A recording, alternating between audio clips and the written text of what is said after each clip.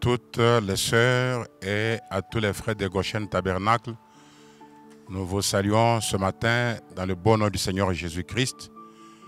Nous voulons aussi saluer tous les bien-aimés qui ont pris l'habitude de suivre les petits messages que nous enregistrons pendant le temps de l'état d'urgence sanitaire, alors que les lieux de culte sont fermés.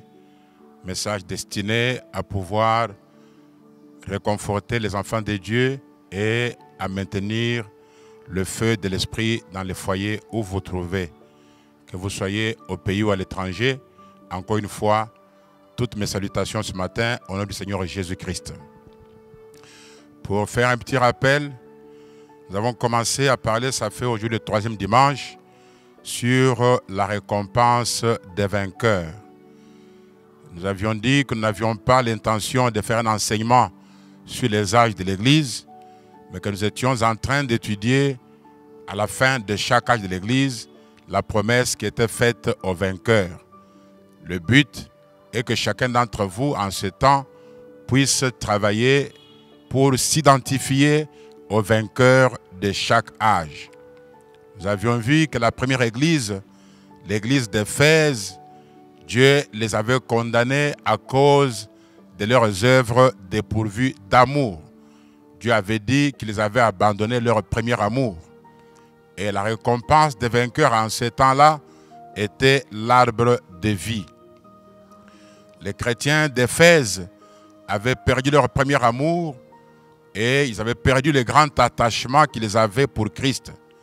Ils avaient perdu la vigilance et l'amour qu'ils avaient les uns pour les autres.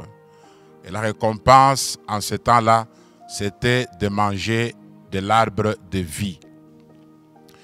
Nous avions vu aussi que la couronne de vie et le fait de ne pas avoir part à la seconde mort était la récompense des vainqueurs de l'église de Smyrne. Ceux qui avaient vaincu l'amertume par l'amour divin dans leur cœur.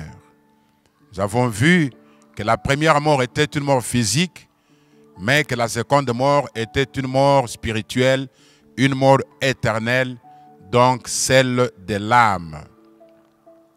Ainsi, ceux qui pouvaient donner leur vie pour Dieu et à Dieu dans leur combat journalier, ils recevront la couronne de vie et n'auront pas part à la seconde mort, à la mort de l'âme. Ce matin, nous allons prendre le 3e âge de l'Église, l'âge de Pérgame, afin de parler toujours de la récompense des vainqueurs. Nous voulons dire un petit mot de prière avant de prendre la lecture pour ce matin. Notre Dieu et notre Roi, viens et bénis-nous, et ouvre ta parole, afin qu'elle soit libérée comme esprit et vie, et qu'elle bénisse chaque cœur qui la recevra, pour la gloire du Père. J'ai ainsi prié, au nom de Jésus-Christ. Amen. Nous allons prendre ce matin notre lecture dans le livre d'Apocalypse. Nous sommes encore au chapitre 2 et nous allons lire du verset 12 jusqu'au verset 17. Écrit à l'ange de l'église de Pérgame, voici ce que dit celui qui a l'épée aiguë à 2 tranchants. Je sais où tu demeures. Je sais que là est le trône de Satan. Tu retiens mon nom et tu n'as pas renié ma foi, même au jour d'Antipas, mon témoin fidèle, qui a été mis à mort chez vous, là où Satan a sa demeure.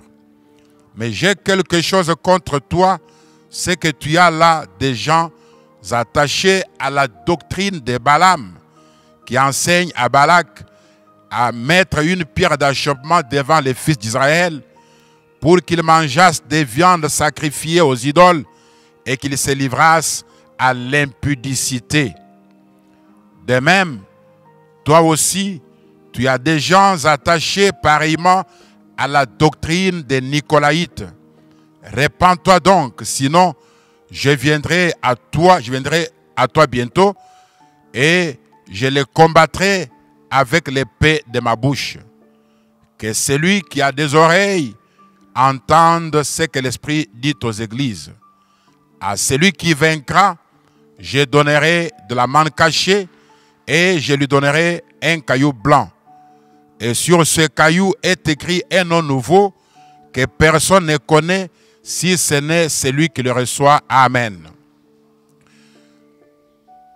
Comme Éphèse et Smyrne, Pergame était une ville prospère, mais c'était aussi une ville où régnait l'injustice et l'iniquité.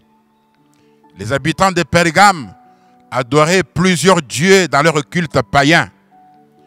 L'ambiance dans la ville de Pergame n'était pas favorable à une vie et un témoignage chrétien efficace, comme c'est le cas dans la plus grande part des grandes villes aujourd'hui. Mais, quel que soit le niveau de la corruption dans une ville, il y a toujours moyen de vivre au-dessus du péché. Et Dieu ne manque pas de témoins. L'épée à double tranchant était une représentation symbolique de la double capacité de la parole de Dieu de séparer les croyants du monde et de condamner le monde pour son péché. L'épée à deux tranchants était aussi une épée de salut d'un côté pour les vainqueurs et de la mort de l'autre côté pour ceux qui s'identifient au monde. Le mariage avec des femmes païennes était un sérieux problème à Pergame, où tout contact avec le monde impliquait aussi une adoration d'idoles. Christ adresse de sévères reproches à l'église de Pergame par des brusques commandements suivants. Il dit, « Répands-toi donc, sinon je viendrai à toi bientôt et je les combattrai avec l'épée de ma bouche. » L'exhortation finale à des individus, comme dans les messages aux autres églises, est de nouveau adressée à ceux qui ont des oreilles pour entendre. Aux vainqueurs, Christ promet la manne cachée et un caillou blanc sur lequel est écrit un nom nouveau que personne ne connaît si ce n'est celui qui le reçoit. La manne cachée se rapporte à Christ en tant que pain de vie venant du ciel, la source invisible de nourriture et de force pour les croyants. C'est le pain spirituel inaccessible aux incroyants que Christ promet aux croyants vainqueurs, et un caillou blanc sur lequel un nom nouveau est écrit que personne ne connaît si ce n'est celui qui le reçoit. C'est donc un message personnel que Christ adresse à ceux qui l'aiment. Ce message sera si personnel que seul son bénéficiaire en saura donc en quoi il consiste. Le message de Pergame est en fait une mise en garde contre tout compromis, aussi bien dans la conduite personnelle du croyant que dans la doctrine, et aussi contre toute déviation par rapport à la pureté des doctrines exigées pour des chrétiens. Dans le livre exposé des 7 âges de l'Église, dans l'âge de Pergame, nous sommes à la page 192, au 3e paragraphe. Frère Branham dit ceci. Il dit, cependant, le Seigneur savait d'avance que l'Église et l'État allaient s'unir. En effet, le nom même Pergame signifie entièrement marié. Et l'Église et l'État s'étaient réellement mariés. La politique s'était unie à la religion. Les produits de cette union n'ont jamais manqué d'être les plus affreux hybrides que le monde ait jamais connus. En ce temps-là, comme Pergame signifie être entièrement marié, l'Église s'était unie à l'État, l'Église s'était unie à la politique, l'Église s'était unie au monde, entièrement mariée à tout, sauf à Christ la parole. L'Église s'était mariée à l'État en acceptant les cérémonies païennes. Pendant que les lieux de culte sont fermés, des chrétiens s'unissent au monde, des chrétiens agissent comme le monde, ils fréquentent des milieux mondains, si bien qu'il ne reste de l'Église que le seul nom. Entièrement marié au péché, entièrement marié au monde, entièrement marié à tout, sauf à Christ la parole. Dans le même livre, à la page 208, au point 5, il dit ceci. Le message adressé à chaque âge contient un encouragement pour le croyant, même de n'importe quel autre âge, pour exhorter celui-ci à être victorieux et ainsi à être récompensé par le Seigneur. Et dans l'âge qui nous occupe ici, dans l'âge de Pergame, l'Esprit promet la manne cachée et un caillou blanc sur lequel est écrit un nom. La manne cachée et le caillou blanc sont la récompense des vainqueurs de l'âge de Pergame. Des croyants qui ne vont pas s'unir au monde, des croyants qui ne vont pas commencer par se relâcher comme à Éphèse, qui ne vont pas développer l'amertume comme à Smyrne, des croyants qui ne vont pas s'unir à autre chose, qui resteront attachés à la parole et à la parole seule. Nous n'allons pas aborder cette récompense par rapport à l'ange messager de l'âge, ni par rapport au berger, en ce temps où les lieux de culte sont fermés. Nous voulons plutôt aborder ce sujet par rapport à tout un chacun qui se trouve en confinement ou qui se trouve dans un endroit où il ne peut plus avoir la communion avec les autres saints alors que les lieux de culte sont fermés. Et ainsi, nous voudrons relever ceux qui peuvent être relevés. Voilà pourquoi on ne va pas aborder cette matière abondante dans quelques minutes. On va seulement prendre quelques aspects qui t'intéressent, toi qui écoutes ce message, et qui m'intéressent moi qui écoute aussi ce message. Nous voulons d'abord commencer par parler de la manne cachée. Dans le message « Une vie cachée », prêché le 6 octobre 55, au point 38, Frère Branham dit ceci. Maintenant, souvenez-vous, seuls les croyants, seuls les élus entrent là, dans ce lieu caché. Ce que Dieu a choisi. Il revient dans Apocalypse que nous avons lu, il dit, je crois que c'est dans Apocalypse 2 qu'il est écrit, c'est lui qui vaincra. Donc, cela est promis aux vainqueurs, aux gens qui n'abandonnent pas, aux gens qui persévèrent, aux gens qui persistent, aux gens qui ne se relâchent pas, aux vainqueurs. Vous dites, j'ai vaincu la cigarette, Frère Branham. Frère Branham dit, ce n'est pas ce dont... Il y a des païens qui ne fument pas. Il y a beaucoup plus de choses qui vont avec le christianisme en dehors du fait de ne pas fumer la cigarette ou de ne pas boire du whisky. Celui qui vaincra héritera toutes choses et il sera mon fils, dit Dieu. Je serai son Dieu. Et écoutez, je lui donnerai de la manne cachée. Amen. Ça veut dire quoi? Je le cacherai et je lui donnerai des choses cachées au sujet desquelles le monde en dehors du rideau ne sait rien. Alléluia. Dieu te cache dans sa présence, au-delà du second voile, dans la présence de la gloire de la Shekinah. Et là, il te révèle des choses, il te donne des choses cachées que le monde qui est en dehors ne connaît rien. Il dit, quand bien même ils mangent la manne, ils n'en savent cependant rien. Je lui donnerai de la manne cachée. je lui donnerai un caillou avec un nom inscrit dessus. Vous comprenez ce que je veux dire? Et la manne cachée, le caillou blanc, Frère Branham dit, là, c'est l'entrée dans l'adoption.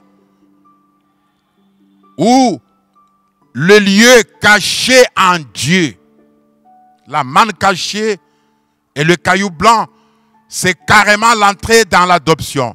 Et pour que Dieu puisse vous adopter, vous devez avoir été éprouvé et avoir été vainqueur sur toute la ligne. C'est alors que Dieu va vous adopter comme son fils. En ce temps-là, votre signature est égale à sa signature. Oh, quelle gloire! Christ vous cachant dans sa présence, vous donnant des choses cachées au sujet desquelles le monde en dehors ne sait rien, et vous donnant un caillou avec votre nom. Ça, c'est votre adoption. Le 7 décembre 60, dans le message L'âge de l'église de Pergame, au point 303, Frère Branham dit ceci: la manne cachée, donnons-en l'interprétation du mieux que nous pouvons. Que représente la manne cachée? La manne cachée était la manne qui était gardée en un endroit, ou plutôt les pains de proposition dans la Bible étaient réservés aux sacrificateurs et à eux seuls. Combien savent cela? Voyez-vous? Oh, ils avaient du pain pour l'assemblée, mais il y avait un pain spécial qui était réservé pour le sacrificateur. Et quelqu'un dira, oui, pasteur, c'est pour les sacrificateurs, c'est pour les prédicateurs. La Bible dit, Christ a racheté les hommes de toutes les nations, de toutes langues, de tout peuple, et il a fait de nous des rois et des sacrificateurs pour Dieu son Père. Vous êtes sacrificateur, mon frère, vous êtes sacrificateur, ma soeur. Écoutez en quoi vous êtes sacrificateur.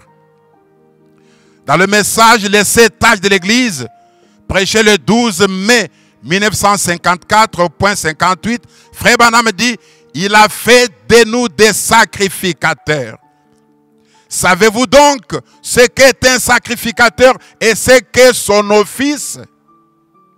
Un sacrificateur doit offrir des sacrifices. Il doit faire l'intercession.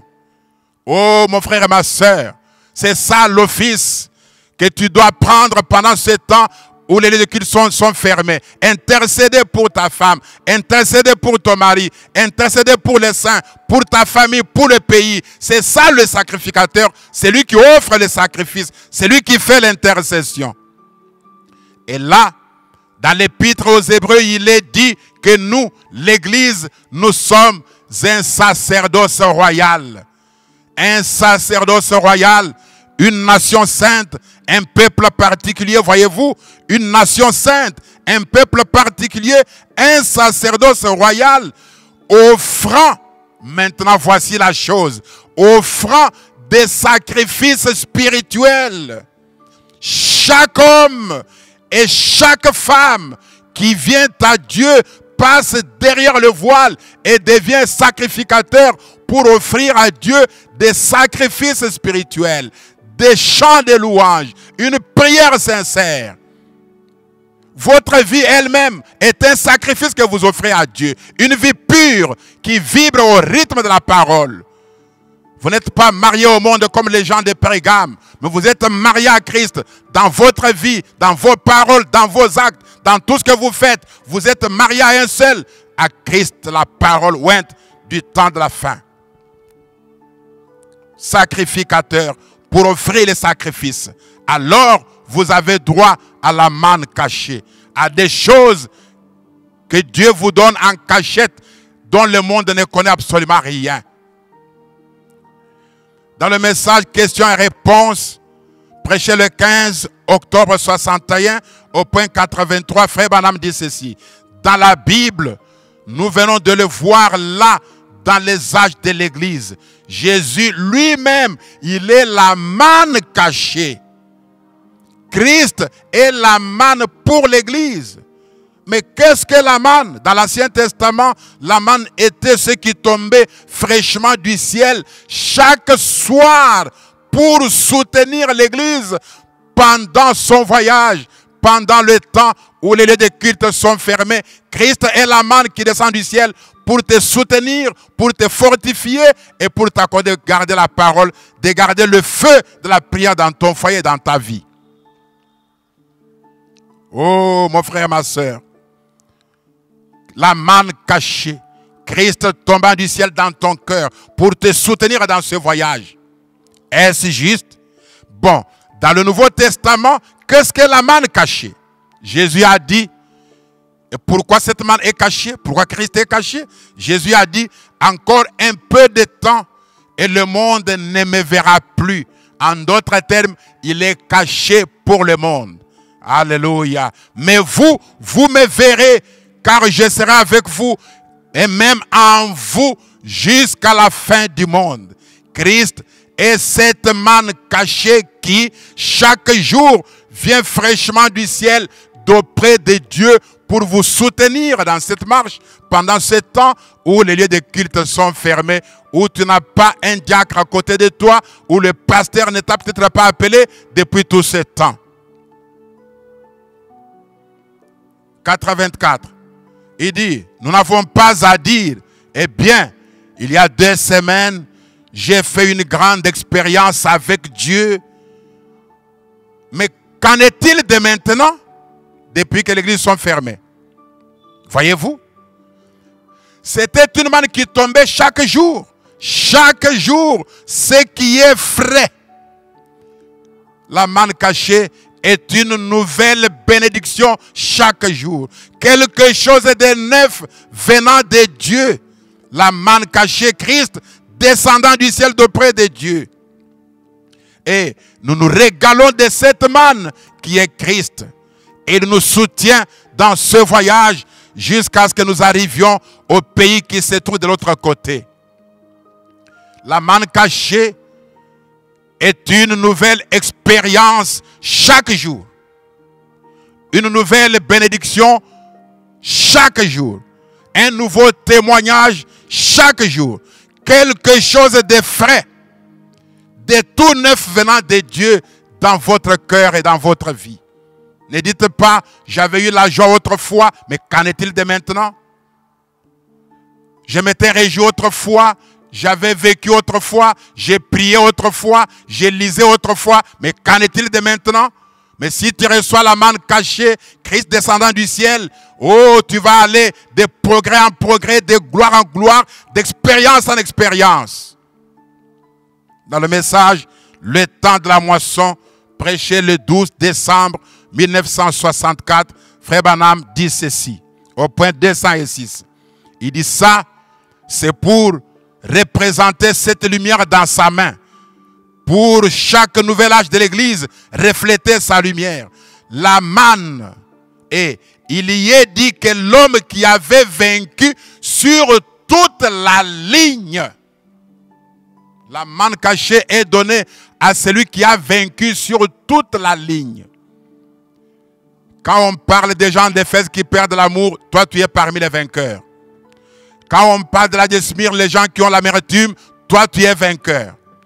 Quand on parle des gens qui se sont unis à la politique, à l'État, à toute autre chose, aux idoles, toi tu es parmi les vainqueurs qui restent attachés à la parole. Tu as vaincu le matin, tu as vaincu le soir, tu as vaincu la nuit. Tu as vaincu en public, tu as vaincu en privé. La manne était donnée pour l'homme qui a la victoire sur toute la ligne. L'homme qui s'assoit réellement et qui met tout le reste de côté sauf la parole. Et la parole est cette manne. Oh là là, c'est Jésus. Il est écrit, l'homme ne vivra pas de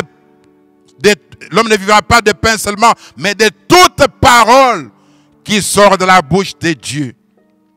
Et ça, c'est la manne cachée pour les vainqueurs. Oh, qui était gardé pour chaque sacrificateur qui allait venir. Mon frère et ma soeur, tu es sacrificateur. Tu dois manger la manne cachée. Mais pour avoir cette manne cachée, tu dois vaincre sur toute la ligne. Vaincre la jeunesse, vaincre le péché de l'âge, vaincre le péché de la ville. Comme nous avons dit, quel que soit le niveau de la corruption dans une ville, il y a moyen de vivre au-dessus du péché. Dieu ne doit pas manquer de témoins.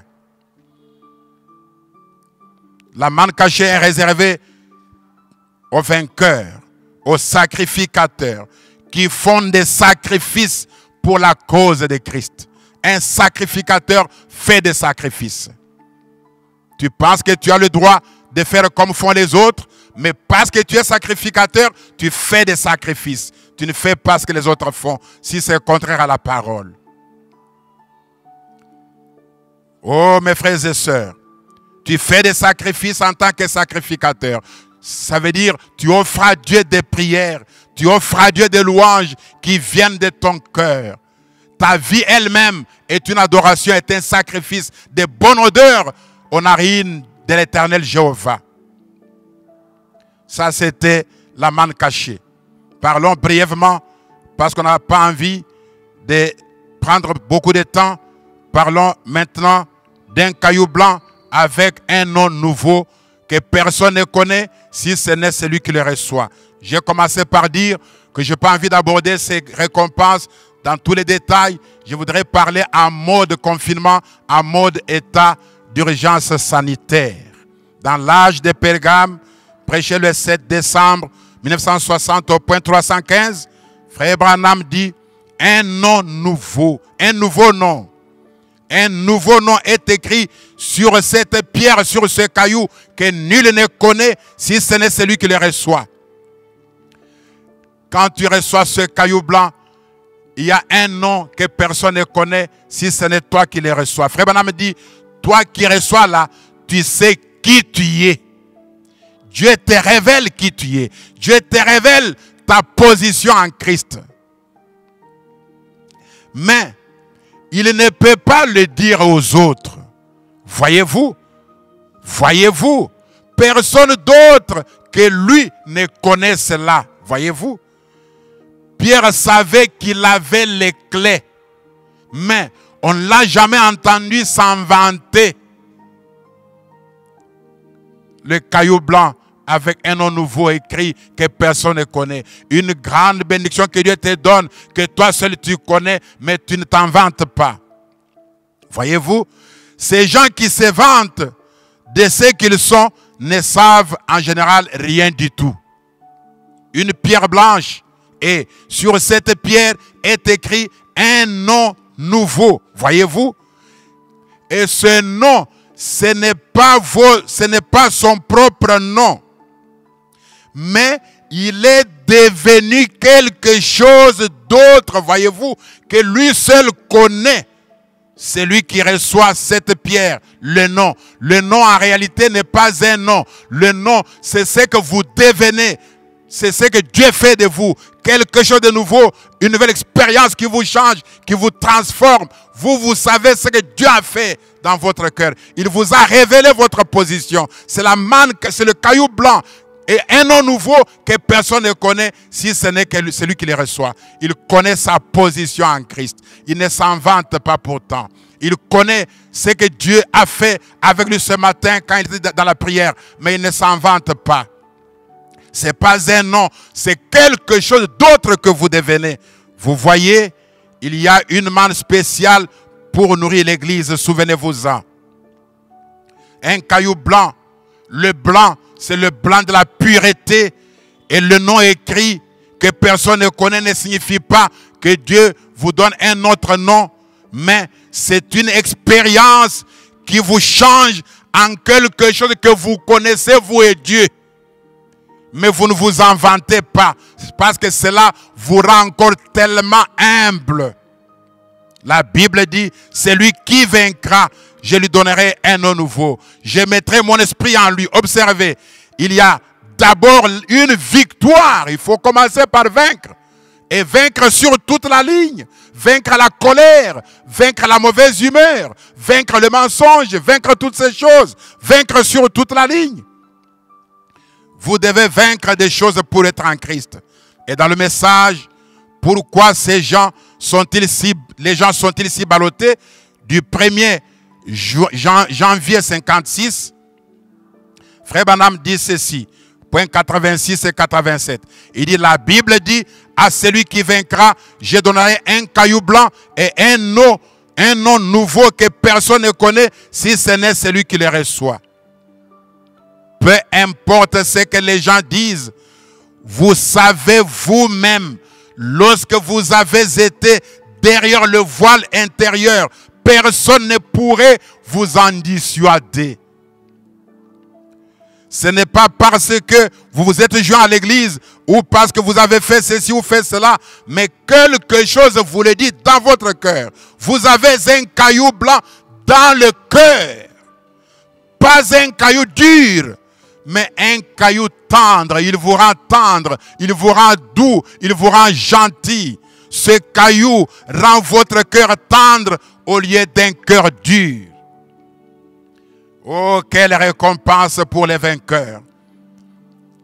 Dans le livre d'exposé à la page 211, dans l'âge de Pergame, au point 211, au point 3, il dit ceci.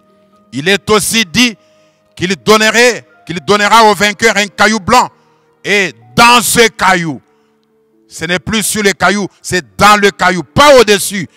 Dans le caillou, il y aura un nom nouveau que celui qui le porte sera le seul à connaître.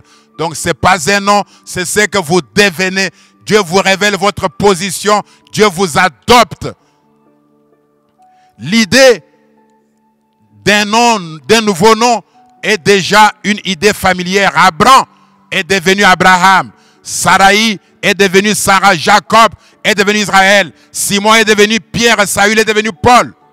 Ces noms ont provoqué un changement où ils ont été donnés à cause d'un changement qui s'était opéré. Ce n'est qu'après que le Seigneur ait changé le nom d'Abraham et Sarai qu'ils ont été préparés à recevoir le Fils à venir. Dans le cas de Jacob, ce dernier a dû vaincre. Ensuite, il a été nommé prince. Dans le cas de Simon et de Saül, le changement est intervenu une fois qu'ils avaient reçu le Seigneur. Et aujourd'hui, chacun de nous, les croyants, a changé de nom. Nous sommes des chrétiens. Chrétien, c'est un nom que nous portons tous. Mais vous savez ce que Dieu a fait dans votre cœur pour faire de vous un chrétien. Ça veut dire un homme ou une femme semblable à Christ. Sacrificateur pour Dieu le Père. Offrant des sacrifices, des louanges, des prières. La vie elle-même étant un sacrifice. Il se prive de ceux qui font la joie des autres à cause de Christ. C'est un sacrifice. Il vit au-dessus du péché de son milieu. C'est un sacrifice. La vie chrétienne elle-même tout entière est un sacrifice. Voilà pourquoi nous sommes des sacrificateurs. Prions le Seigneur. Notre Dieu et notre Roi, je remets cette portion entre tes mains. Que ton esprit l'accompagne dans le cœur de ton peuple pour ta gloire et pour ton honneur. Au nom du Seigneur Jésus-Christ. Amen. Prenez le temps dans votre maison. Travaillez devant le Seigneur et soyez vainqueurs. Que Dieu vous bénisse et à dimanche prochain.